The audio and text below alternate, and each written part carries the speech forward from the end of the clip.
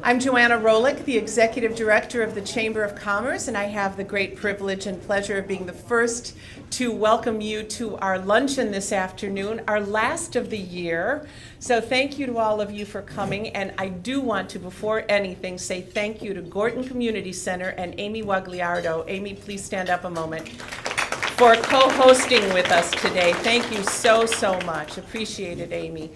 I would like to start by introducing the president of our board of directors, Deb Fisher, who will say a few words to you. Thanks, Joanna.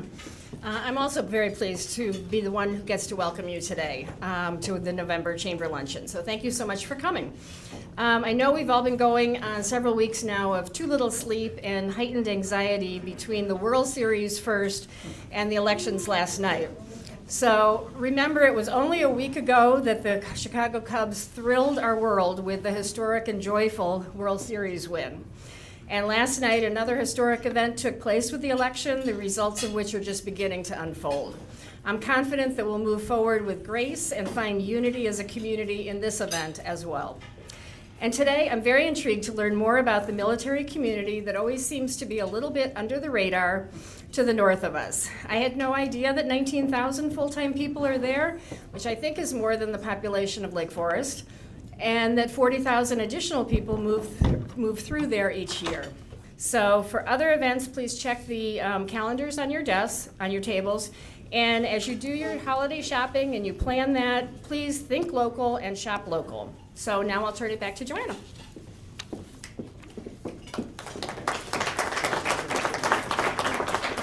Thank you so much, Deb. This year, we have been very privileged to have been able to meet a number of people who are in our military and veteran community in the greater community.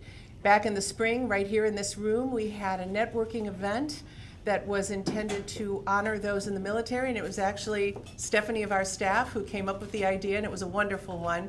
We had 90 people here, and many of you who are in the room today were at that meeting, and we got to know you. I'm looking at Tom LeClaire, the American Legion, and Tom Marks, and David Lee. We had people from Illinois joining forces. Many of you are here today. Pastor Todd from the First Baptist Church, but also offering services to veterans through Lake County government. We had Lake County Honor Flight. We have an entire table back there. Please raise your hands. Not Lake County Honor Flight is here too, but this is Midwest Veterans and Veterans Closet right here, all there, that entire table. We also had Thrive Project for America, Michael, right here. Thrive Project for America, who we got to know over the course of the past year. What led from the networking event here into a Patriotic Spirit Day, the Village of Lake Bluff celebrated Patriotic Spirit the weekend of September 11th. And the keynote, the basic activity that day was Thrive Project for America doing an obstacle course for kids. And it was a SEAL obstacle course. Those kids went through.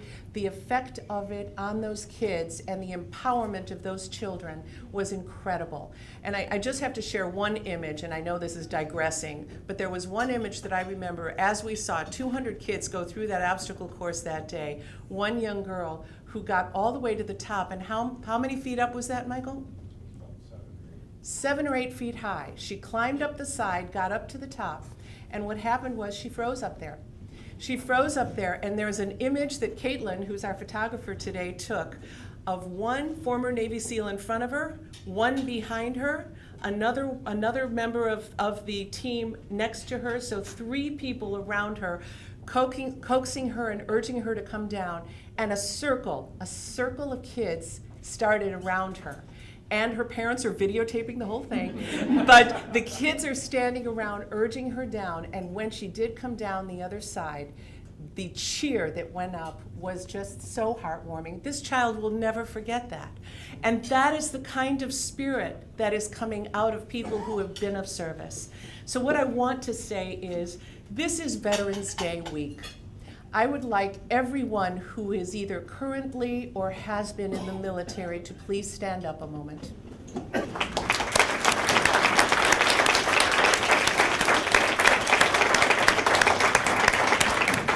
we thank you for this.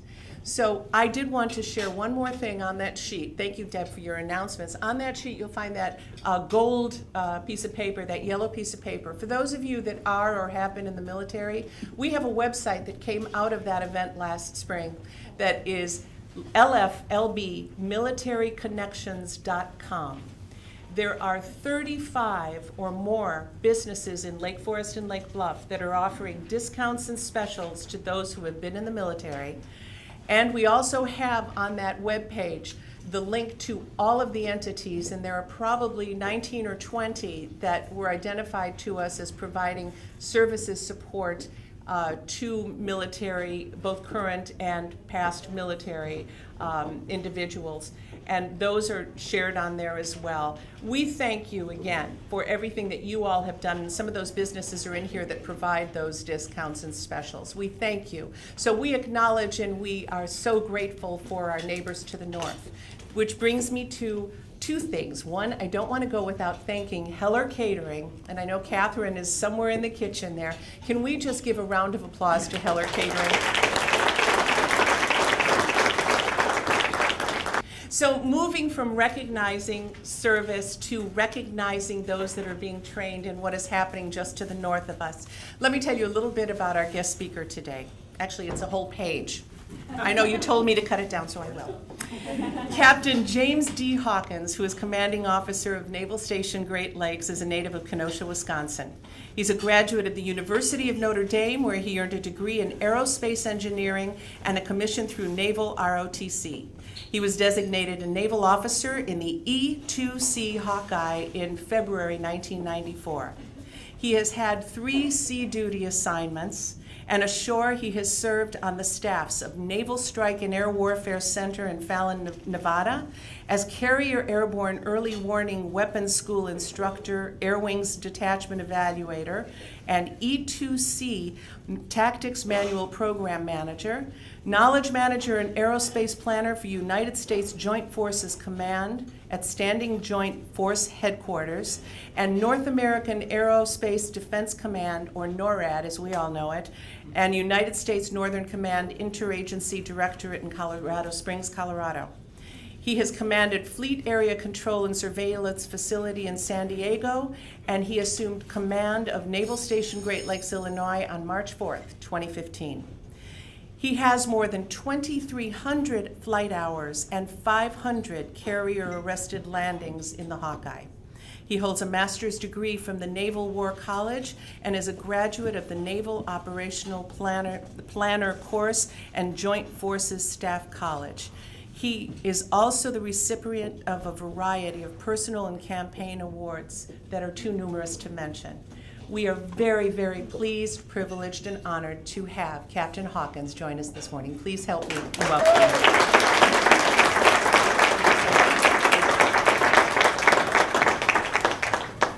All right, well, good afternoon, and thank you for the invitation to be here this afternoon. All right, back in 1902, 10th Congressional District, the guy in charge of that was Congressman Foss. He was on a Navy committee, did Navy stuff out in Washington, D.C., and started hearing a lot of conversations about the good folks in the Navy who came from the Midwest. So he started asking a bunch of questions, and being, I guess, a good congressman looking out for his home district, said, hey, why don't we build a training center for the Navy in the Midwest? Of course, they appropriated some funds, did a study back around 1902, 1904 between Lake Bluff, Racine, Wisconsin, Muskegon, Michigan. Those are the top 3. Lake Bluff came out on top. Of course, not everybody agreed with that. So the other states said, that's, we want to see the criteria. So they go back and do another study. And Lake Bluff came out on top again. But what helped that second study, though, was that based on, I guess, some good information, probably from Congressman Foss, I can only speculate, the Merchant Club and the Commerce Club out of Chicago took a look and was brought into it and actually bought land, about 180 acres up in Lake Bluff, that could possibly be donated to the Navy if they had an interest in building a base up here.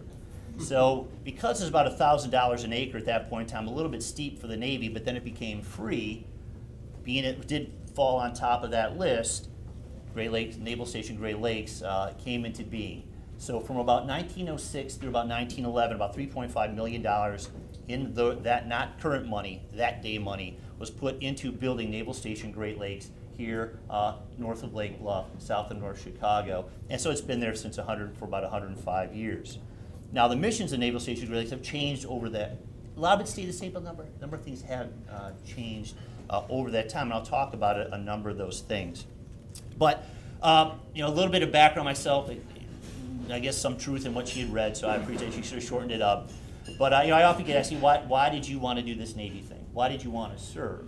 Well, probably chose the Navy because living on Lake Michigan, I grew up in Kenosha, living along the lake, it looked like an ocean to me, seemed kind of neat. My dad did about 3 years in the Navy. He talked very fondly about it. He was enlisted in the Navy. And I also thought there were a lot of really cool things you could do there. You can fly, you can drive ships, do submarines, explosive ordnance disposal, SEALs. So that kind of drew me, and I also just thought it'd be an honorable profession. Why do I want to fly? I thought that'd be challenging. I really thought, I thought it'd be pretty cool to land on aircraft carriers. Let me let you know a little secret. It is. It is cool.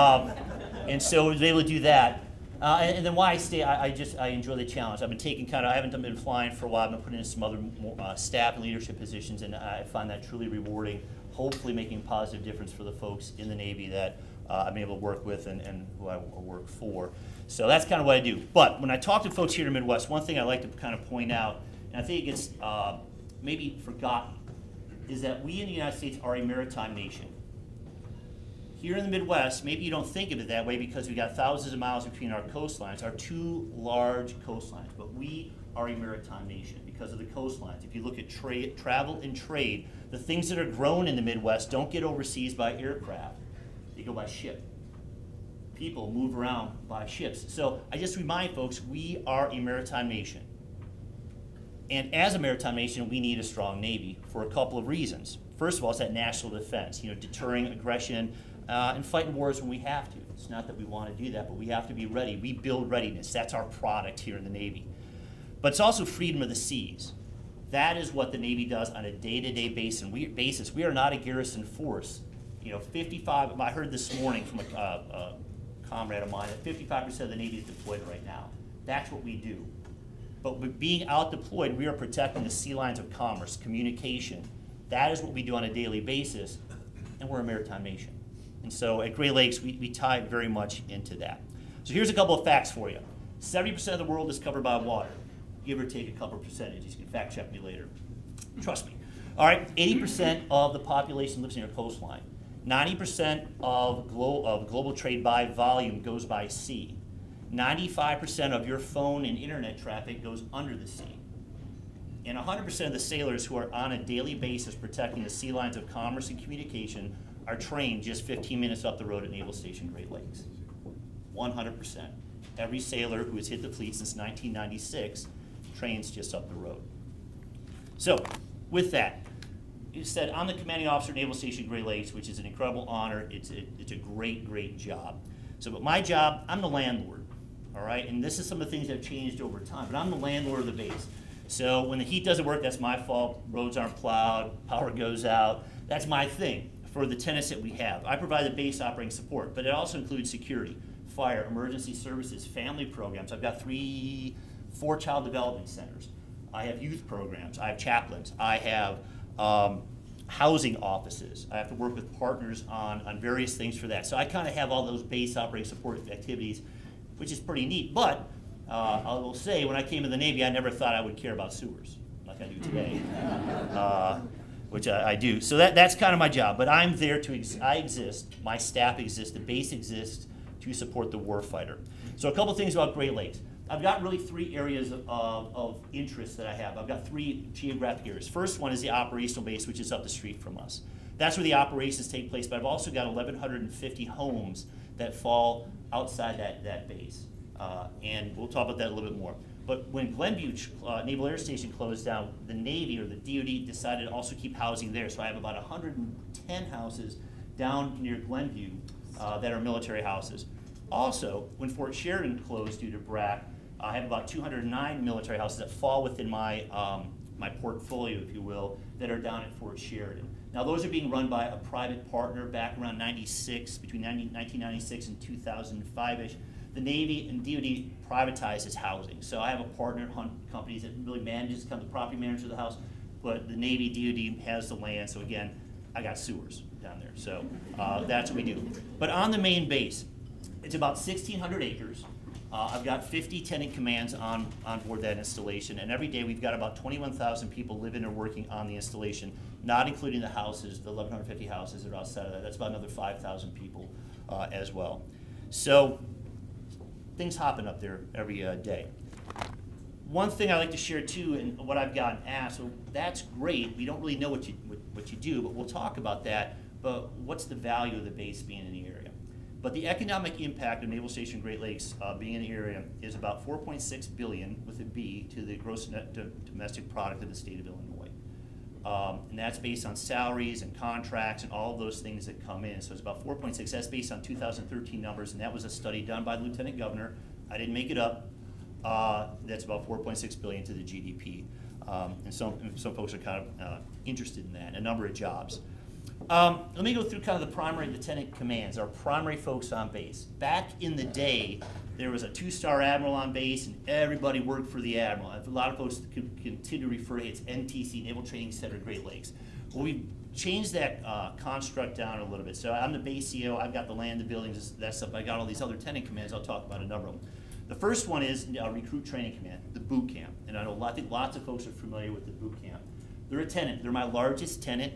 And they do great work. Again, it is the only boot camp in the Navy. Every sailor comes through there. They do about 35,000 to 40,000 new sailors every year. It depends on budgets, needs of the Navy. Back between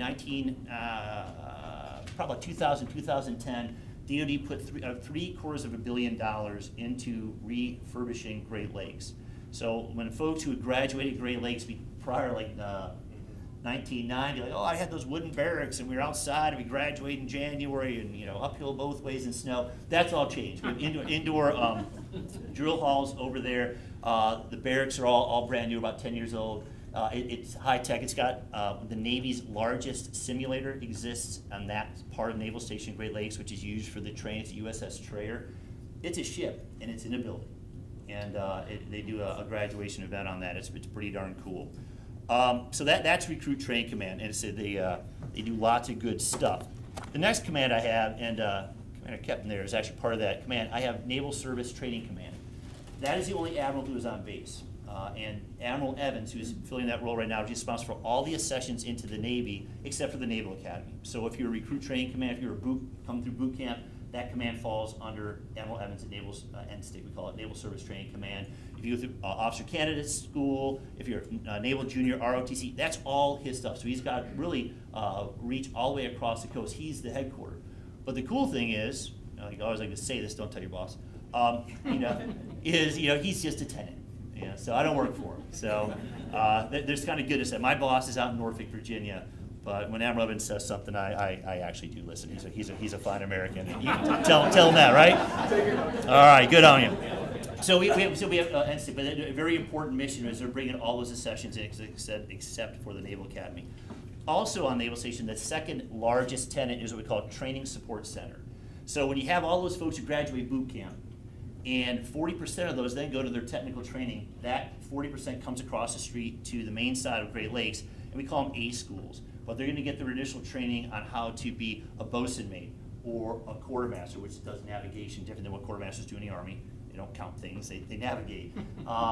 We have a number of those schools. There is and TSC houses and keeps the sailorization going for those sailors.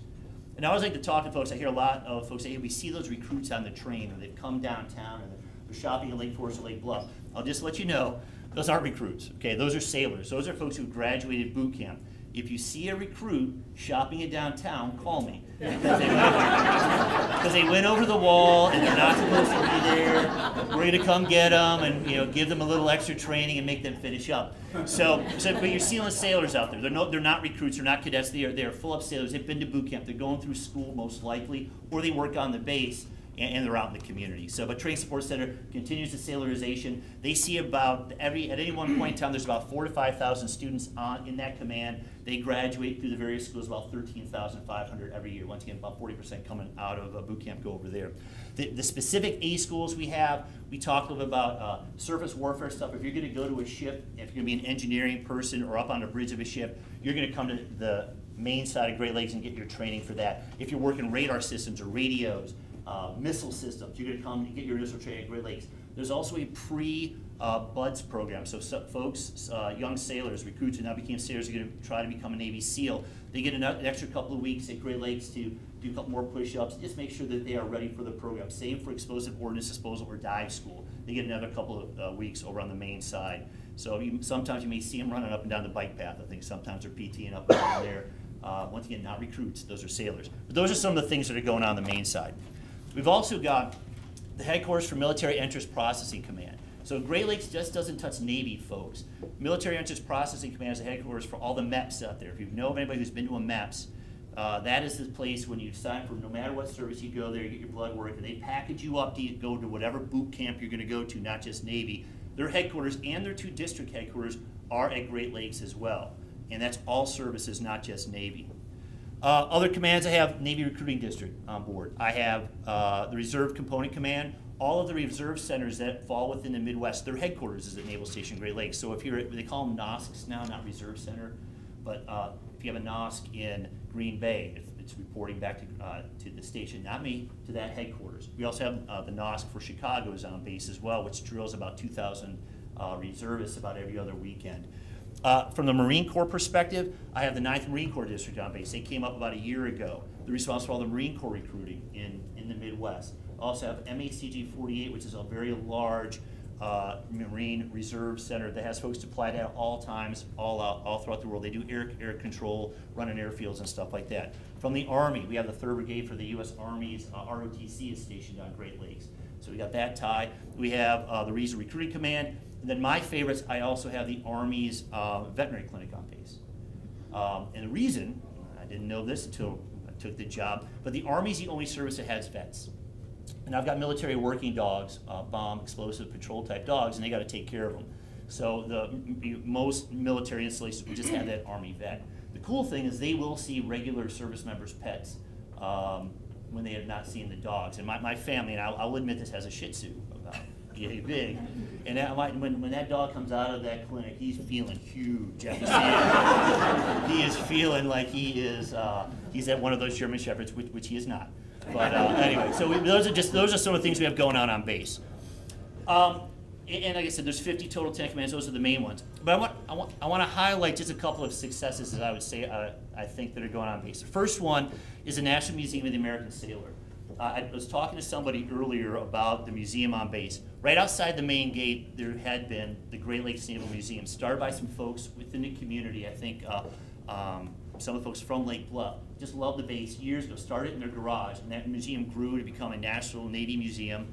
And just last summer, on the 4th of July, we had leadership come out from the Navy and officially now transition from just a museum about Great Lakes to a museum that is all about the entire experience of being a sailor, not just the experience of Great Lakes. It's in its infancy. In that transition, there are goals to transition to a bigger building or to upgrade the building that it is in, but I think it's pretty darn cool. It's the only boot camp. It's a museum dedicated to sailors. We have Navy museums about airplanes and ships and submarines and CVs. This one is for the sailor, and it's just up the road. So it's a little bit small right now outside the main gate. The goal is there's a couple of courses of action to happen, but hope to see that expand within the next 5 years to truly be that national museum it needs to be. Next thing is the Federal Healthcare Center at Lovell. That is a one-of-a-kind thing. It's not technically on the installation, the main campus. That is VA land. So they're a neighbor to me, but half of it is Navy, half of it is VA.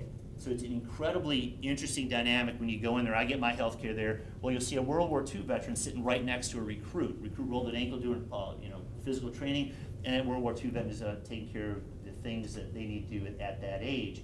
But they get the same health care. So it's a mixed thing. It's a great model. In my opinion, it's been going on for 5 years. And I think they are looking to maybe doing that some other places. But I think the care is great. But it's a great dynamic having that active duty and veteran mix as you go through that. I think, success is the Wounded Warrior Games. This just came up. In fact, I think it's going to officially be announced on Friday down in Chicago. If everybody knows a Wounded Warrior, someone in the service or a vet who'd been hurt while they were in the service. Every year they do an Olympic-type games for the Wounded Warriors. Last year it was at West Point. This year the Navy's hosting it, looked throughout the country, and chose Chicago to do it. So next summer, the 1st through the 8th of July, the Wounded Warrior Games will be in the city of Chicago. Now, we're tying in from the base perspective, we'll be into that. But the Australians normally participate, the Brits. It's a big event. And these athletes, if you've seen Wounded Warriors or seen Paralympians, and what some of them are, incredible events, great opportunity, I think, both to show off the pride and the Navy town that Chicago is. And by the way, I do consider Chicago and the North Shore a Navy town. I just do. But that's going on. So that's pretty cool. I think another thing I'm very proud of success stories are logistics. Anybody like to talk about logistics?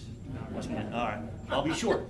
All right, but the logistics on base, we got a lot of moving parts up on there. So between food and moving mail, my staff's also responsible for handing all the uniforms out to the recruits and to other folks. And it's a big thing, and I'm very happy with the efficiencies we have on that. Just a couple of numbers for you. So I've got 15 galleys, which are kitchens on base. Right now, I've got about 10 of them active. We have a couple will be in layup, but we can turn any of them on at any point in time. I've got about 14,000 beds for recruits, about 6,000 beds for A-school sailors. But in 2015, we served 8.8 million meals. 2.4 million pieces of mail were moved around, and we issued 2.7 million uniform pieces to recruits. So logistically, and we do it pretty quick. And the supply chain feeding those is pretty diverse, but we're making it work. And what's also, I think, very cool is a lot of that work is being done by a contractor, but that contractor is Goodwill Industries of Southeast Wisconsin. They are a Ability One program, so I mean they competed for it, but right now they've got about 700 significantly disabled folks who are doing that job for us out of about the 1,200 employees that they have. Yes, they're a contractor. I have to be careful I talk about contractors. They won it, it's a Ability One program. But just as a human being, I think there's goodness. They're meeting their mission and they're helping us meet ours. And I think that's a good news story for that. And they do a great amount of work. You see the amount of stuff that they do. Final thing is stewardship. I think many folks don't consider the DoD the big stewards of the environment. I would ask you to change your mind on that. The DoD puts a lot of time and a lot of effort into being good stewards for the environment. And a lot of it does come down to mission. The USS Cole was attacked years ago because it was refueling pierside somewhere. When we have to refuel, it takes time, and if you have to burn more fuel, it takes money. So we've been looking over the past 20 years at a great deal of how we can be more efficient and be better stewards of our resources, because it is a mission factor. So at Naval Station Great Lakes, over the last 12 years, we've decreased our energy usage by 43%. All right, we have taken what used to be the big steam ring for everybody used to go to naval bases, and well, my kids called the dragons under the concrete. Navy loved to use steam. Why? Because that's how we ran ships. So if you put a boiler on a ship, why don't you put it on land and heat everything else up? We had steam pipes running everywhere, and so the dragons would be the steam, being released on these pipes out from under the sidewalk. We got rid of that. We've gone to very high efficiency natural gas boilers in each of these buildings. I won't bore you again. I care about sewers and I care about things like this now. It's working, and we're still looking ahead. We're looking at places for solar arrays. We're looking for it to help preheat water for laundry, but we're looking at that stuff. We have a bird sanctuary out on one of the peninsulas around our harbor. There are about 12, the last time I checked, about 12 state endangered birds that nest on the base. We've partnered with the Audubon Society and other folks just to make sure we're being good stewards of the folks who like to visit the base every once in a while. So those are a couple of things. And then just if you've seen the buildings, I think they're beautiful, but 39 of them are on the historic register. So we need to take care of those as well. And we do. We work a lot with the State Historic Preservation Office to make sure we're doing due diligence with maintaining that part of the structures of the base. So that's that. I kind of want to finish up with, and I get this asked pretty often, is, hey, what keeps you up at night as a base CO? I'll be honest with you. Not much. I got a whole bunch of really great people who work for me, and they do an incredible job. I sleep pretty well. But what I do care about in priority, first of all, is security. And I know I've talked to a number of folks on the community who say, I used to be able to go on the base. I grew up on the base. We'd go to the base every Sunday, and now I can't do that. You're horrible. It's just, that's just the way it is.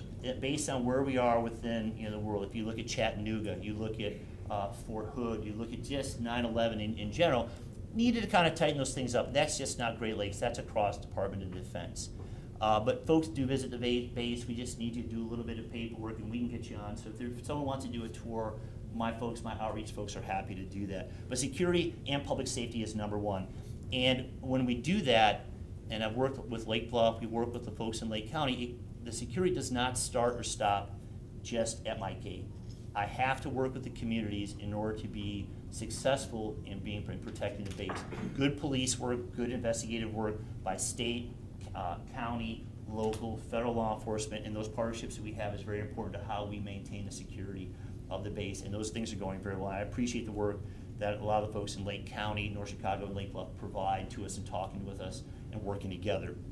We also tie into the fire as well. If I have a major fire, I know that through the agreements that exist in Illinois, we'll have folks showing up and we support out in the community as well. But security and public safety is my number one concern. Second thing is schools. As I told you earlier, I have 1,150 houses that fall right outside the base.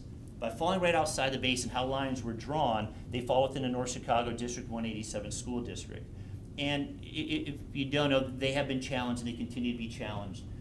And we are working with them as much as we can within the realm that we can as a federal entity to partner and help out where we can. Because I've got kids, military kids, who are going to that district. So we work a lot with them. My command master chief, my senior enlisted on my staff, sits as a non-voting member on the school board. I have a school liaison officer who is very much tied into that school district, trying to make sure transitions for military kids into that district, which the district has, and somebody does that, go as smoothly as possible so folks coming in can ask questions. And we work with Dr. Martindale and the rest of the board to try to be the best partner that we can within the lanes that we can do. But we have a need, in my assessment. They're doing what they can and they're getting better, but it's a slow process to bring that school district up. But that's my second biggest concern. I'm really concerned because I do view it as a safety issue. I have folks who are not living in perfectly good houses right outside the base because they're not comfortable with that school district. So they're living in places like Wisconsin or out in McHenry County, and that's a long ride. And when winters kind of stink, and if you're working maybe maybe a 15-hour day, spend an hour each way going home to and from work, that's not good family time. So that's just one thing I care about. All right, next thing is sustainment. Kind of talked about it. I've got old buildings. The base is 105 years old, so we need to take a look at how we maintain things today, but also what's going on in the future. So we just did a base plan looking 5, 10, 15, 25 years out. It's not finalized, but we're looking at it. Like I said, historic buildings are hard to take care of sometimes, beautiful to look at, but I also need to take a look and work with DoD on what missions are going to be coming to Great Lakes if there's any new ones, and we're looking at those things. Fourth thing is just being a good neighbor. A lot of folks said, hey, I don't know what goes on inside your fence lines. I'm trying to help share what we do, but also from our perspective, we need to get out and chat with folks. I talk to Drew Urban here in Lake Bluff fairly often. I talk to Mayor Rockingham fairly often. Talk to the folks in Lake County fairly often to see where we have things that we can partner on, legally, ethically, morally, where we just need to have a conversation. Even if we can't agree based on whatever the reason, at least we're having the conversation. So I've gotten a lot of good work done over cups of coffee, and so is my staff. But we got to be a good neighbor, and we need to work with the communities that are around us, and hopefully the communities work with us as well. So we find areas of mutual goodness as we go forward. So with that, I would ask you to walk away with, there are great people doing great things at Great Lakes for the defense of this nation every day. The training that the sailors are receiving to become sailors and that they get after sailors is the best that the world has seen. Our Navy is strong. Our Navy is resilient. Our Navy is doing the mission that they can, the best that they can, and they're doing it great. And a lot of that starts with just what's happening up the road. So thank you very much for the opportunity to speak with you today. I enjoy being in the neighborhood, and I enjoy being a neighbor. So with that, I was told there could be some time for some questions. So I'm going to take a few. Yes, sir. Last Saturday, Navy versus Notre Dame. Who did we root for? Oh, but that's the Navy Notre Dame. That's a fair question. Here's the deal on that one. Okay. I'm always rooting for Navy, except for one game out of the year when they play Notre Dame. So I always want that game to be close. I do pull for Notre Dame, but I also hope nobody gets hurt. Now, when Navy wins, I'm not losing any sleep over that because there's goodness for the other part of my brain on that. But yeah, I'm always pulling for Notre Dame, but this is the fourth time now in my career that Navy has beat Notre Dame, and that is good for the Academy. They've got a good team this year, and Notre Dame's working on some stuff. Hey, ma'am, you had a question? What happened to the planes that were at Glenview Naval Air Base? I know like during World War II, there was practice out in Lake Michigan on landing on aircraft Right. carriers and stuff. Where did they go? Are they off in Norfolk? Are they, Well, it's a shame, because it was a cool, Yeah, it just they didn't need it did not need that runway any longer. So I think primarily there were P-3 Orion type aircraft at Glenview, and I actually when flight school I landed at Glenview, it was very cool, flying back into the Midwest. They put in places. A lot of those planes probably aren't even in commission anymore. We've changed. P-3 doesn't exist. They went to a P-8. So believe me, the Navy didn't lose them. Okay, they found a place for them. They're just not here. But they moved them around, and I think I don't think we have as many aircraft as we did back during the Cold War. Once again, those are some of the transitions that happened. So they found a place for them. I guarantee you that. Okay. Yes, ma'am. Can the public still go to the graduations? Not without. The answer is yes. People come to the graduations, but we yes have to get you on a list. So I can leave with the chamber, my outreach folks, the public affairs folks, also the folks with Naval Service Training Command. They put those lists together, and folks attend. There are folks outside of families at every one of those graduations. So the short answer is yes, ma'am. We just have to vet you. You just can't show up at the gate and say, I want to go to graduation. I got some people who are going to turn you around immediately and wait. All right? It's kind of a tough question, but with the change that we are going to see in Washington for the first of the year, do you see many changes or difference with what's happening in the armed forces? Or I know it's really early. Yeah. Well, and honestly, no. I'm going to keep doing my job based on the policies and the guidance I've been given. And Washington, D.C., within the Department of Defense, through the Department of Navy, they're going to do what they do. Changes, believe me, we're changing every day on various levels. So the beautiful thing about, and this is my thought, I know there's a camera there, but this is the beautiful thing about being in America is with the Constitution is that whole transition of power.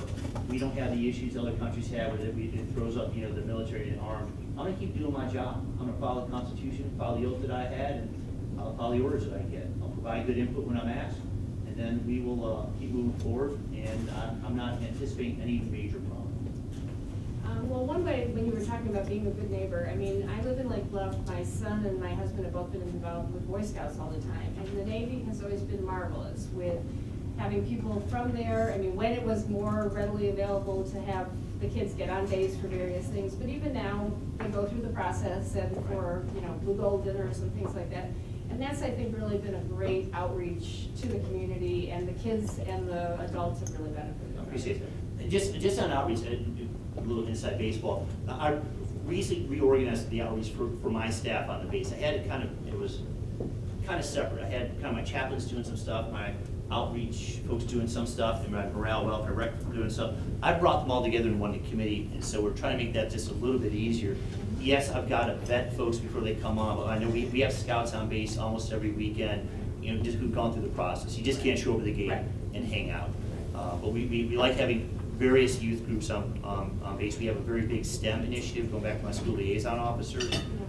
With the new museum, we're hoping that there's going to be a significant STEM part to that. We did our 4th of July celebration, we had a STEM area. So when it comes to kids and education, we have things within STEM that is important, and I know Scouts tie to that as well. All right. Yes, sir. What role does the Lake Michigan, the other Great Lakes play in seafaring, ground operation training, or other naval operations, having sort of a microcosm, large body of water to put to use? Is it still in use at any capacity? Not really, because the one problem we have with Lake Michigan is it freezes. All right, So most of the training, we have pools, we do that, so there's not a whole lot of training that's actually now being done out on Lake Michigan. Back World War II, there's someone mentioned a couple of aircraft carriers on Lake Michigan. They trained 15,000 carrier pilots on Lake Michigan during World War II. If you didn't know that, the Wolverine and the Sable is kind of an unknown story, tied them up on a Navy pier. But right now, not a lot of training being done on the water because we need that consistent training environments. We've got a number of pools. Right now, our lakefront's mostly recreational type things that we do. Sir?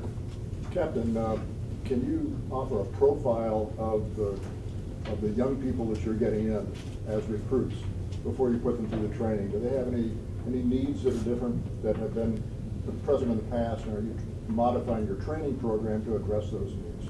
I'm going to answer this, and Mike, if you want to jump in after this, but I've talked to Captain Garrick. He is, and Captain Pfeiffer is a previous commanding officer of recruit training command. Once again, I don't touch the recruits. I just keep them warm and fed and clothed. But we've had that conversation, and that question comes up a lot. Hey, what's a recruit like nowadays? You know, because I know when I was a young officer in the Navy, you know, the old guys were not, crabby old guys, and we were the knucklehead young guys. And I think it's just always going to be there. But what Captain Pfeiffer, Captain Garrick, who recruits every day say is they're motivated Americans. This is an all-volunteer force. These folks are signing up to be part of the Navy, and they've been signing up in wartime too. You know, since 9/11, there's a good chance you can be sitting off some coast and possibly getting shot at, which has happened recently. They're smart, young, motivated people. A lot of them have college educations, sometimes a full degree, sometimes at least a couple of classes, and a lot of them complete their college education in the Navy because of some of the benefits that they have.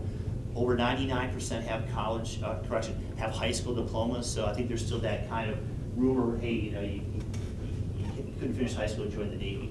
Now, these are smart, young, motivated kids who want to serve their country and want to learn something. Now, do they ask a lot of questions sometimes? Maybe, but we all did as youngsters, and they figure it out. But they're good young kids, and the recruits coming in are amazing. Maybe wired a little bit differently based on what they watch or what they play with nowadays. Maybe they communicate socially a little bit differently, and so the old guys like myself, we need to figure those things out. We're talking about taking care of our sailors, of what's social media doing, how do we get that information out to them. So we corporate Navy, need to adjust a little bit as well. We need to use the tools that are out there to communicate with the sailors, sometimes on that social, educational level, and we're doing that. So they're good, young, fine Americans, and they think the old guys are, maybe old guys, and they're good kids. Yeah.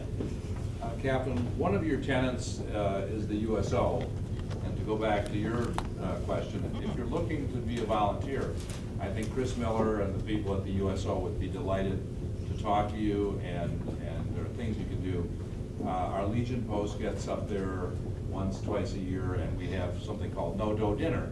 And what happens is the post here buys dinner for those young men and women who are in A schools, and they get towards the end of their pay cycle, and maybe a free dinner sounds pretty darn good. And so we've had the chance to meet a lot of these young people, and I can only second what the captain's saying about these are young, intelligent, motivated folks. It's been a pleasure to serve them. But if you're looking to do that, I'm guessing there'd be an opportunity for anybody who'd like to go up. And I think they're probably in the phone book. Actually, we can connect you to them. And we have them on that website that you find on that sheet. LFLBmilitaryconnections.com has a list of a number of volunteer opportunities, including a link directly and information about the USO. We used to invite the recruits to Thanksgiving dinner, and now we understand that there are so many invitations and they can't come, or maybe you want to keep them, please. Two things. One, I think back in the day, you'd show up with a car and they'd put a sailor or recruit in your car. We don't do that anymore just for some force protection reasons. We do need to know where our sailors and recruits are going and really want them to come back safely.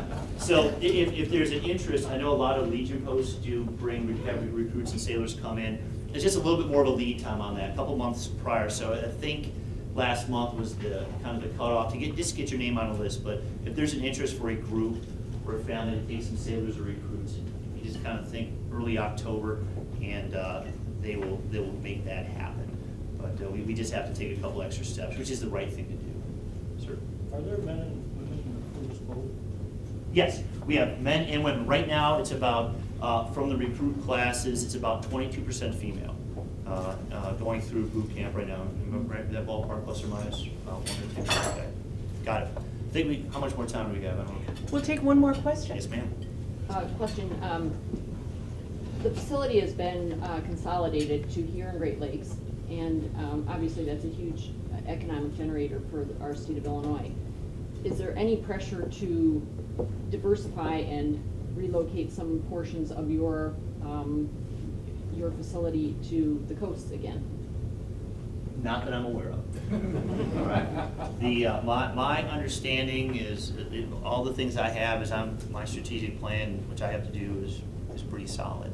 So, there are things that Congress does with appropriated funds that way out of my lane. I'll do what I'm told on that, but we're planning to stay where we are. We have some extra property that maybe things will come to us based on where the old hospital used to be.